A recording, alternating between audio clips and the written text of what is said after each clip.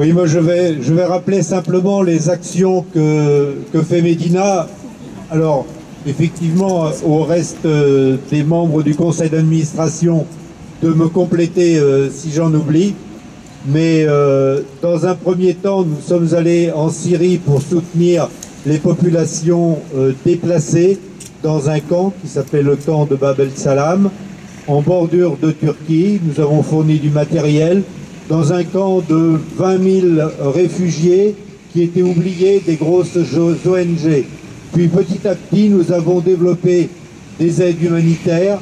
J'oublie d'ailleurs qu'on a commencé par le Liban en équipant une ambulance, puis ensuite ce camp qu'on a soutenu, et est venue l'idée au contact de Syriens et notamment d'hommes de santé en Syrie, de pharmaciens et de médecins, de monter une maternité dans une maison tout simplement, dans la banlieue d'Alep.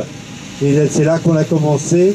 Et je rappelle que cette maternité a fonctionné jusqu'à l'an dernier au mois d'août où elle a été bombardée et il a fallu reconstruire une maternité. On a eu beaucoup de questionnements derrière tout ça et puis c'est notre équipe en Syrie là-bas qui nous a dit vous n'avez pas le droit de nous laisser tomber. Il faut y aller, nous on est prêts à reprendre le combat, à continuer ce combat, aidez-nous. Et ça nous a complètement galvanisés pour pouvoir reprendre ce projet.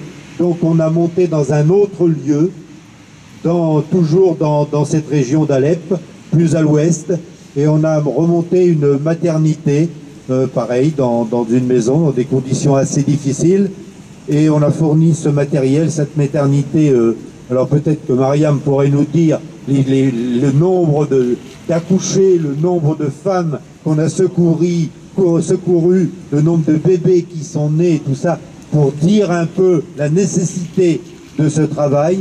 Et on a doublé cette maternité d'une équipe mobile qui va de village en village pour à la fois prodiguer des soins, mais aussi faire un diagnostic de santé et éventuellement rapatrier vers la maternité les femmes qui en ont besoin, tant pour des soins que pour des accouchements.